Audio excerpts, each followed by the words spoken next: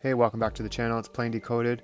If you like what I do, please support me on Patreon and that'll get you in my Discord. So it's patreon.com/plaindecoded.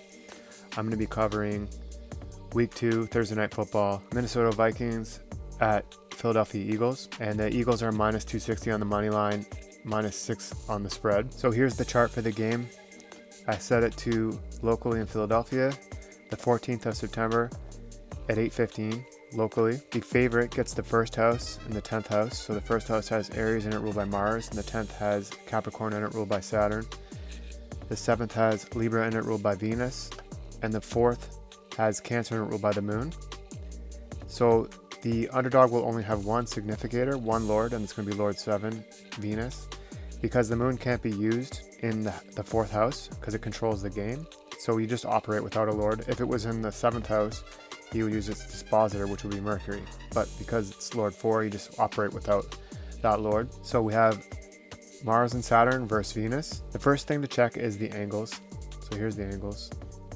And none of those planets are on the angles. None of the outer planets are on the angles. And then you want to check the Antisha. And down here on the angle, we have the Antisha of Mercury just inside the first. Now that'd be something to consider if Cancer was in the 7th, because it will be Lord 7.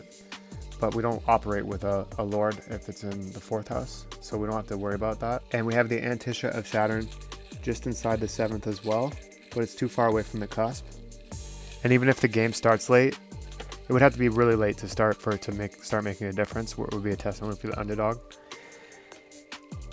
So we don't have to worry about that. Now, we'll check the Moon if it's aspecting anything. It's conjunct the Sun, but the Sun's not a Lord. It's not involved in the game, so we don't have to worry about that. You can click aspects to do it easily. The Moon is trine Jupiter, but it's separating, so you only want applying. So see here, the Moon is conjunct the Sun, applying, but it's not a Lord. And then you got to check the Antisha as well. So you just scroll down a little bit here, and here's the Antisha on the right. And if you don't know how to read a chart properly and you want to figure out if the Moon is going to be aspecting any of those, this is from 3 signs over is a sextile, 4 signs over is a square, and 5 signs over is a trine, 6 is nothing, and then 7 is an opposition. And it's not sextiling anything over here or trining anything, but in the Antisha, if you want to know if it's going to be aspecting any of the Antisha, the value has to be greater than it to even be considered, because the Moon is moving up. So here we have the Moon at 21 degrees and 16 minutes. So if any of these Antisha are above that, then you want to consider it. So we do have Mercury again here, but like I said, it's not involved. It's at 21:56, so it'll be pretty tight, but it's also not an aspect. So no worries about aspecting any of the planets. Then same with this part of fortune. It's not in it's actually called a minor aspect what it's doing, but it's not major aspecting, which is what you need. So the sextile, the square, the trine, and the opposition and the conjunction, those are the major aspects. So if it's not doing any of those, we don't have to worry about it. So nothing's aspecting it that way. And then the Antisha, the part of fortune, is down here, and Mercury is conjuncting it, but like I said, it's not involved in the game. It looks like Saturn is opposite it. Here's Saturn, and it looks like it's opposite it, but that's not something to worry about. The Lords opposing or conjunct the part of fortune or the Antisha, the part of fortune, are only Lord 1 and 7 that you have to worry about.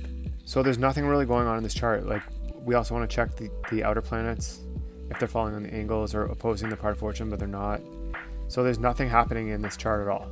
So what we do is just we default to a win for the favorite. Now I said that in my last video, but what I should have done is I did have a note there that the Moon was sextiling Lord 1 Antisha, and I should have relied on that, and I didn't, but I lived and learned. I want to just mention that there is a chance for a draw or an overtime, and that's because there's an aspect between Lords 1 and 7. So Mars and Venus are aspecting each other. Venus is sextile, Mars applying. That could indicate overtime or a draw. I just want to put that in there in case that happens. So I do think the Eagles will win this game.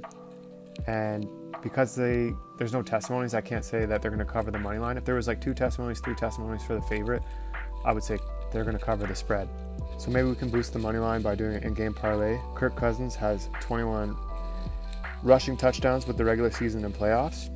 Eagles equals 22. And then AJ Brown has 37 total touchdowns in his career. Minnesota equals 38.